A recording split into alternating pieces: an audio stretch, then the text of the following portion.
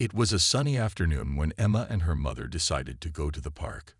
Emma, a bright 8-year-old girl, loved spending time outside. Even though she was in a wheelchair, she loved the fresh air, the bright colors of the flowers, and the sound of children laughing in the distance. Today, she had brought her favorite toy, a soft, colorful ball that she could roll around and play with in the park. Her mother, Laura, pushed Emma's wheelchair gently along the path, smiling as they headed toward a quiet spot under a tree. The park was peaceful, with only a few families scattered around. There were some children running and playing on the swings, and others riding their bikes. A light breeze blew through the leaves, making the park feel cool and relaxing. Laura helped Emma get comfortable in her chair, setting the ball in front of her so she could easily reach it. Emma giggled and rolled the ball across the grass, watching it bounce softly away. Her face lit up as she played, her worries forgotten for a while. She felt like just another child, enjoying the simple things in life. Her mother watched with pride, always amazed by how strong Emma was. Despite all the challenges she faced every day, Emma never complained. She had a kind heart and a curious mind, always asking questions and learning about the world around her. Laura looked around the park, taking in the sights and sounds of the day. It was a place where she could relax too, away from the busy world outside. It had always been their special place, a place where Emma could play freely, and they could both escape the stresses of life. Just as Emma rolled the ball toward a nearby tree, she noticed a group of children playing nearby. They were laughing and running around, their voices echoing through the park. Emma's eyes sparkled as she watched them, wishing she could join in. But her wheelchair made it difficult to run and play the way they could. Her mother saw the look in Emma's eyes and gave her a gentle smile. She always encouraged Emma to be herself and not worry about what others could do. "You're just as special as any of them," Laura always told her. As they sat under the tree, Emma continued to play with her ball, rolling it across the grass, her mother close by. For a moment, everything felt perfect. They didn't have to think about the difficulties they sometimes faced. The park was a safe place, a place of peace and quiet, where no one judged them. And the world seemed like a kinder, better place. But little did they know, this peaceful day would soon take an unexpected turn. Something was about to happen that would change everything for them. As Emma and her mother settled into the peaceful atmosphere of the park, they had no idea that their calm afternoon was about to be interrupted. A couple of police officers had just arrived in their patrol car. They got out and started walking through the park, checking on the few families scattered around. The officers were talking quietly to each other, scanning the area as they strolled along the path. When they saw Emma and her mother under the tree, something about them caught their attention. They stopped in their tracks and exchanged glances. Emma was sitting in her wheelchair, rolling her ball across the grass, and her mother was watching her lovingly, smiling. To the officers, it probably seemed like a typical scene, but they couldn't help but walk over, curiosity getting the best of them. The officers approached with slow, deliberate steps.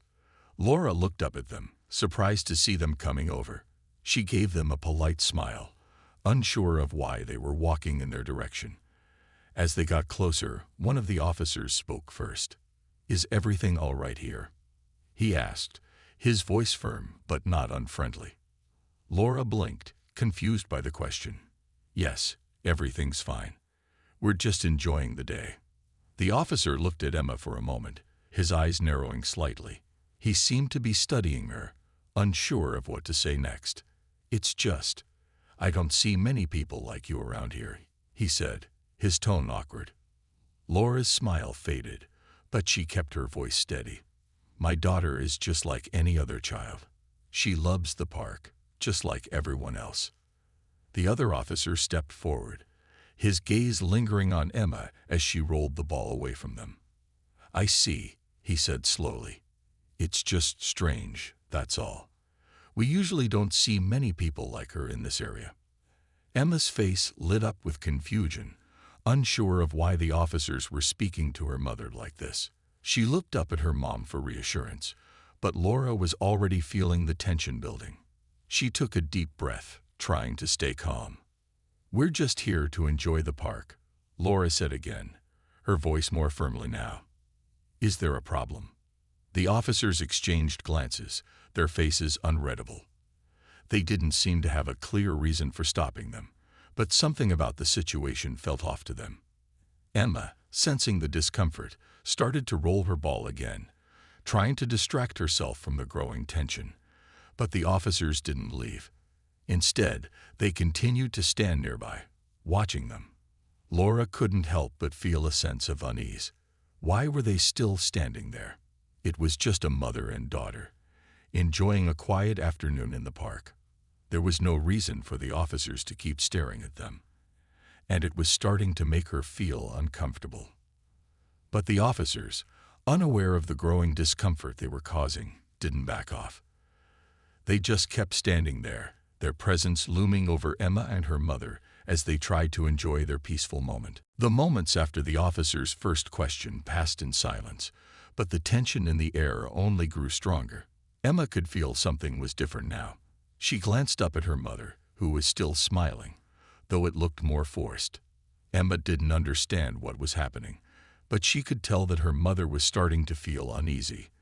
The officers hadn't left, and now they were talking to each other quietly, though Emma couldn't hear what they were saying. The second officer took a step forward and addressed Laura again, his voice colder than before. "You know," he started, glancing at Emma, "it's unusual to see someone like her here. This isn't exactly the kind of place for, well, you know." Laura's heart sank. The officer's words were vague, but they stung.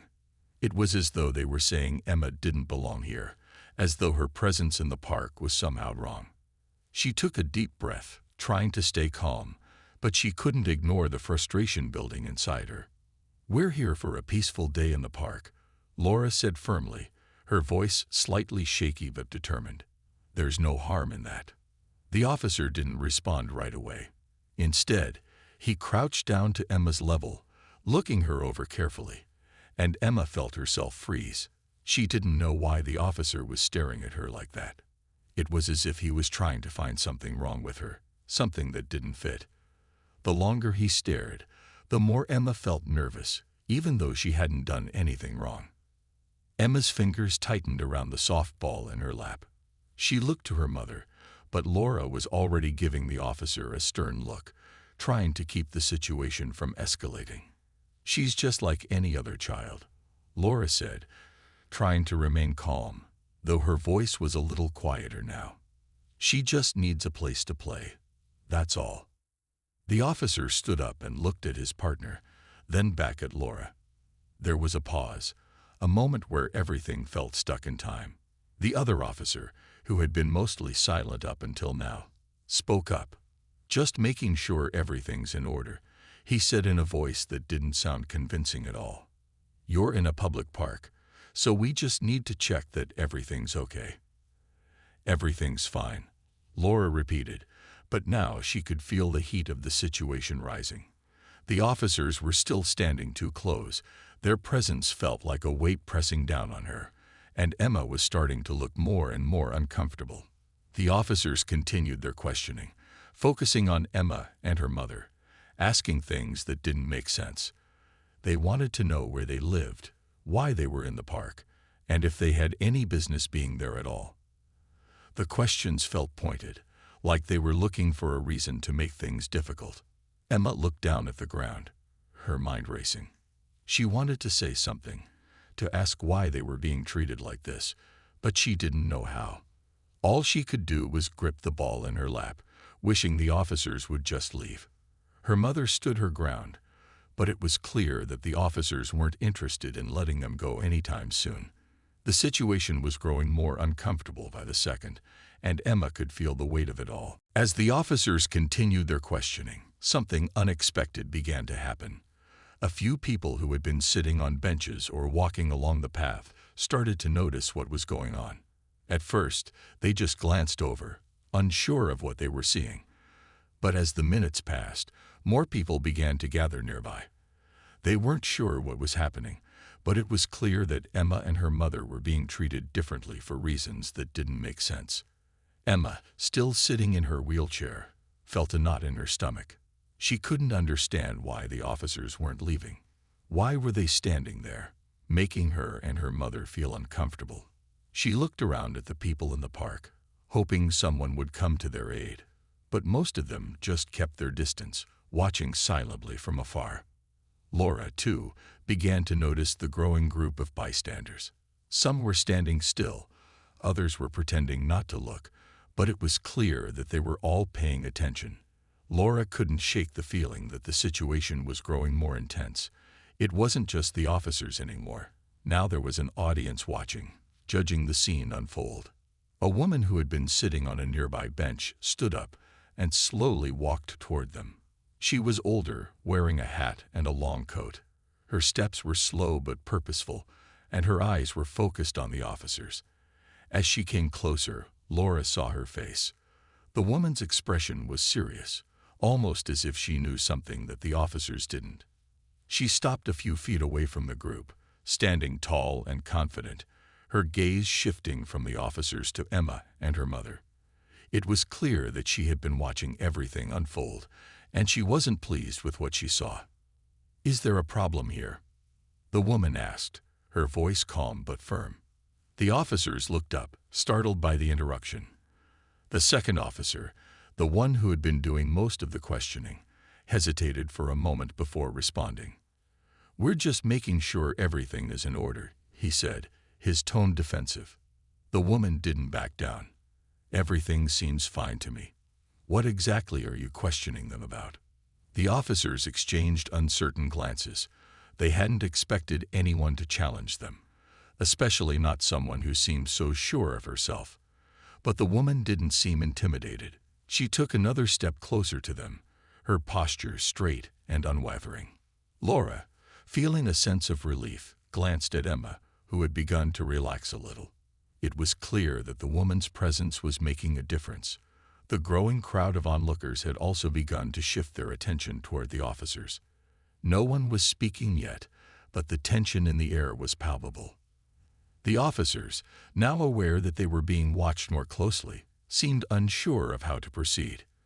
The woman's words had caught them off guard, and they weren't sure if they should stay or leave. The quiet crowd continued to observe, the scene taking on a strange sense of waiting. For Emma and her mother, it felt like the world had suddenly paused. They weren't sure what would happen next, but they knew things had changed. The officers were no longer the only ones in control of the situation. The woman and the growing crowd were standing up for them, and it felt like, for the first time in a while, they weren't completely alone. The woman stood her ground, her presence making a noticeable impact.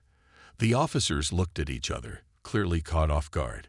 It was one thing for them to question Emma and her mother, but now someone was challenging their authority. The tension in the air thickened, and the small crowd that had gathered around them seemed to hold its breath, waiting to see what would happen next. Laura could feel her heart racing as the woman spoke up. It was as though a weight had been lifted off her shoulders, knowing someone was standing up for them. But she also knew that the officers might not back down so easily. The situation was growing more uncomfortable by the second, and she had to stay calm for Emma. She glanced down at her daughter, who was still holding her ball tightly, her eyes wide with confusion. Emma didn't fully understand what was happening, but she could feel the change in the atmosphere. The first officer, the one who had been more quiet until now, cleared his throat and stepped forward. "We're just doing our job," he said, his voice sounding less certain. He seemed to be trying to regain control of the situation, but his words lacked conviction. "We need to make sure everything is all right." The woman didn't back down. "There's nothing wrong here," she said, her voice firm and clear. "This is a public park, and they're doing nothing but enjoying their day. There's no need for any questioning." The second officer, who had been doing most of the talking, shifted uncomfortably, his gaze flickering between the woman and his partner. He clearly didn't know how to handle this sudden change. He had expected the woman to leave or back down, but instead, she was challenging them in front of everyone. "Look," The first officer said, trying to regain control. "We just want to make sure everything is fine. No harm in that." The woman raised an eyebrow. "No harm," she repeated, her tone incredulous.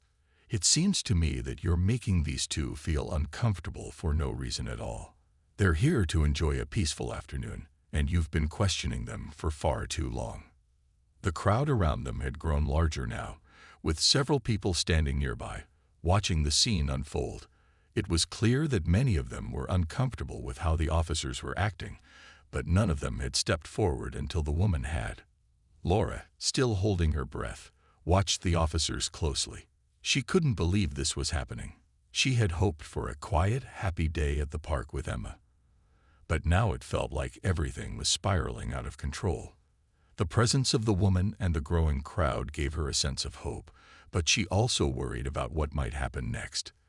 The officers stood still, uncertain of how to handle the situation. They had expected to be in control, but now it seemed that they were the ones being watched.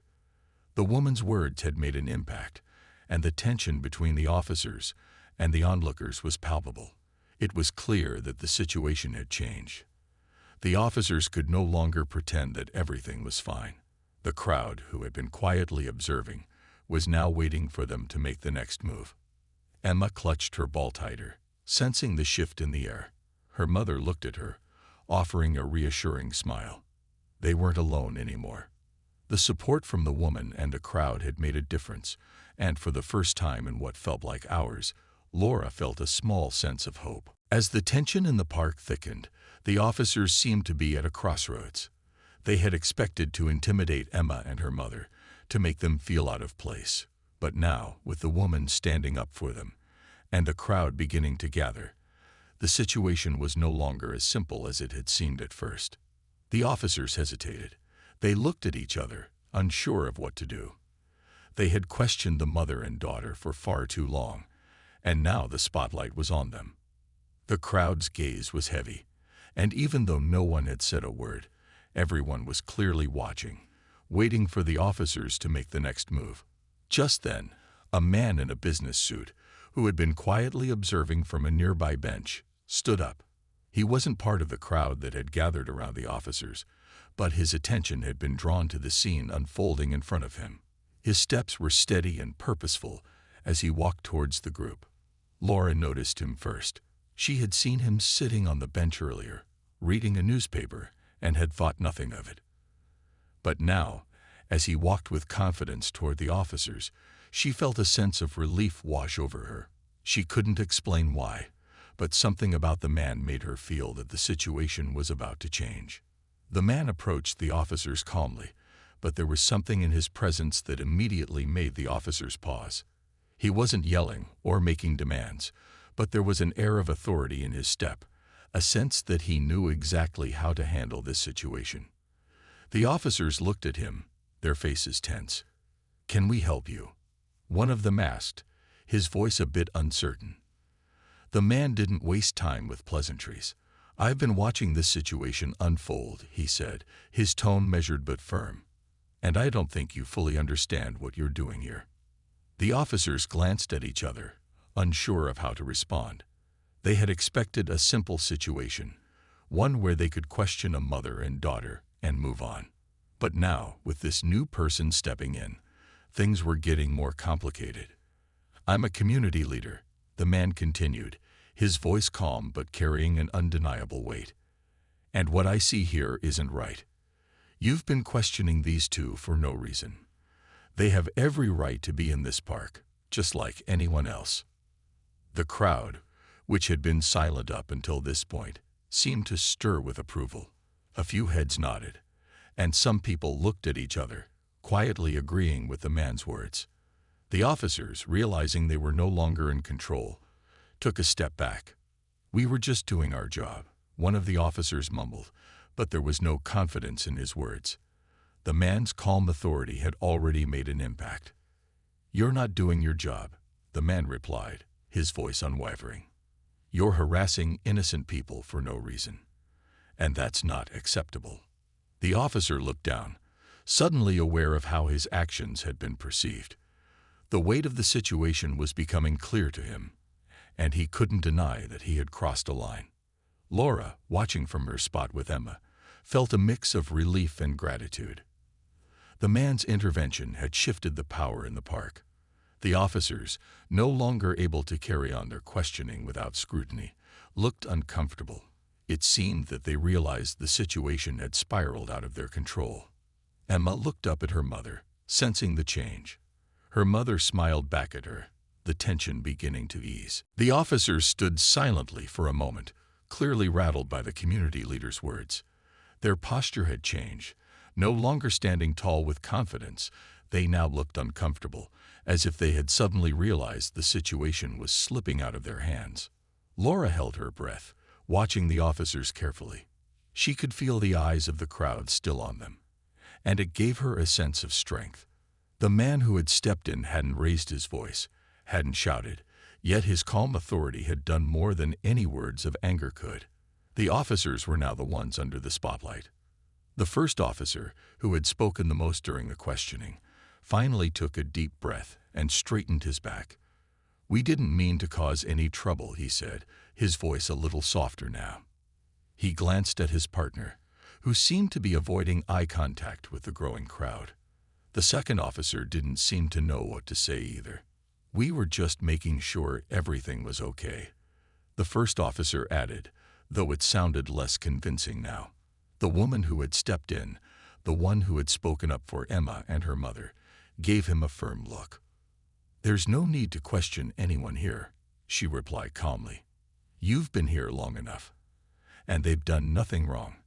I suggest you leave them in peace." The officer hesitated, looking back at the community leader. He knew that this wasn't a battle he could win. There was no real reason for them to continue this interaction, especially with so many people watching. But he didn't want to admit that he was wrong, and for a moment, it seemed like he might try to say more. The second officer finally spoke up, his voice quieter. "We'll be on our way," he muttered, clearly trying to wrap things up. There was no pride in his words, just the quiet surrender that came when they knew they had lost control of the situation. Laura, who had been holding her breath, finally let out a sigh of relief. Her eyes met the woman's, who gave her a small nod of reassurance. Emma, who had been watching the scene unfold in front of her, slowly relaxed in her wheelchair. The tension that had hung in the air seemed to dissolve, and the world around them felt lighter again. The officers didn't say another word. They turned and began walking away, not sparing a glance at the crowd they had once commanded. The small group of people who had been silently watching the scene now began to move, slowly at first, then more quickly, as if they had been holding their breath too. As the officers disappeared from view, the community leader turned to Emma and her mother. "Are you all right?" he asked, his voice gentle now that the confrontation had ended. Laura smiled, a wave of gratitude filling her heart. "Yes, thank you," she replied. "You really helped us." Emma, still holding her ball, looked up at the man and smiled shyly. "Thank you," she said softly. The community leader smiled back, his eyes warm. "No one should feel afraid or uncomfortable in a public park," he said. "It's important that we all look out for each other." As he turned to leave, Emma and her mother shared a look. The peaceful afternoon had been shaken, but it wasn't ruined. They had been given a chance to breathe again, and the kindness of a stranger had made all the difference. As the community leader walked away, Emma and her mother sat in silence for a moment, processing everything that had just happened. The park, which had once felt like a safe and peaceful place, now felt different. The excitement and tension of the encounter had left them both feeling unsettled, but at the same time, there was a sense of relief that washed over them. Emma looked up at her mother, her eyes wide with curiosity. "Mom," she asked quietly, "what just happened? Why did they talk to us like that?" Laura took a deep breath, not entirely sure how to explain. She had wanted this day to be just like any other, simple, peaceful, and full of happiness. But now she realized how quickly things could change. "Some people just don't understand, sweetheart," Laura said gently. "They might not realize that you're just like any other child, and sometimes that makes them act in ways that aren't kind. Emma nodded slowly, her small brow furrowing as she thought about the officer's words. "But we didn't do anything wrong," she said, almost as if trying to convince herself. "No, you didn't," Laura replied, her voice firm. "You did nothing wrong at all." For a moment, there was silence between them. The park felt quieter now, the peaceful sounds of children playing in the distance no longer so loud. But despite everything that had happened, Emma and her mother felt a little lighter. They weren't alone anymore. The community leader, and the people who had watched and stepped in, had shown them that there was always someone who cared, someone who would stand up when things weren't right. As they sat there, the crowd that had gathered around them slowly began to disperse. People returned to their own activities, but some gave Emma and her mother kind smiles as they passed. It was a small comfort, but it reminded them that there was kindness in the world, even when things felt hard. Laura looked at Emma, her heart swelling with pride. Despite the difficult situation, Emma had remained strong. She hadn't cried or gotten upset, even though she must have been confused and scared. She had a quiet strength that always amazed her mother. "Do you want to keep playing?" Laura asked, giving Emma a gentle smile. Emma's face brightened. "Yes," she said, her eyes lighting up. She reached down to grab her ball, rolling it gently across the grass again, just as she had before the officers had come over. The ball bounced away, and Emma's laughter filled the air. It was the sound of a child who had found her peace again. Laura watched her, feeling a deep sense of gratitude for the community that had stepped up when they needed it most. She knew that not everyone would have been as brave as the woman and the community leader who had intervened, but she was thankful that, in this moment, they had shown Emma and herself that they were not alone. The park, once again, felt like a place of safety, a place where anyone could go to find peace. And for Emma and her mother, that was enough. They knew that, no matter what, there would always be people who cared. And that was the greatest gift of all. As the afternoon wore on, the park began to feel like its old self again. The laughter of children, the soft rustle of leaves in the breeze, and the gentle hum of people enjoying their day returned. Emma and her mother, though still shaken by the earlier encounter, found comfort in the peaceful surroundings. The events that had unfolded left an impression, but they were determined not to let it ruin their day. Emma rolled her ball back and forth across the grass, her smile returning as she focused on the simple joy of play. Every now and then she glanced at her mother, who watched her with loving eyes, a quiet strength in her gaze. Laura had always done her best to protect Emma, to make sure she had the life she deserved, full of happiness and opportunity. Today had been difficult, but it also reminded her of the importance of standing up for what was right. As they continued to enjoy their time in the park, Laura couldn't help but think about the kindness of the woman and the community leader. Their intervention had made all the difference, and it had shown her that even in difficult times, there was always hope. There would always be people willing to stand up and make things right. Laura looked around the park, seeing other families enjoying their day, and felt a sense of reassurance. She had been afraid that the incident might have caused lasting harm, but now, with Emma happily playing and the sun beginning to set, she felt like things might be okay after all. It wasn't the perfect day they had hoped for, but it was still theirs. Just as they were about to leave the park, the woman who had stood up for them earlier walked by again. This time, she gave Emma and her mother a warm smile and a nod. Laura returned the smile, feeling a quiet sense of gratitude. "Thank you again," Laura said, her voice sincere. "You really helped us today." The woman smiled back, her eyes kind. "It was the right thing to do," she said simply. "Sometimes, we all need someone to remind us what's important." As the woman walked off, Laura reflected on her words. It was true. Sometimes, people just needed to see that someone cared, to be reminded that standing up for what was right was always worth it. Emma and her mother hadn't been the only ones who had learned something that day. The officers had been forced to rethink their actions, and the crowd had witnessed what it meant to support each other in times of need. As they left the park and headed home, Emma's laughter filled the air once again. "Mom, let's come back tomorrow," she said excitedly, her energy renewed. "We can play again." Laura laughed softly, feeling her heart lighten. "Of course, sweetheart, we'll come back tomorrow. And next time, it'll be just a peaceful, fun day like it should have been today." Emma smiled brightly, and for the first time since the encounter, Laura felt certain that tomorrow would be a better day. It was a small victory, but it was a victory nonetheless. They had stood strong, they had been helped by kind strangers, and they were going to move forward with renewed hope. And that, Laura knew, was what really mattered.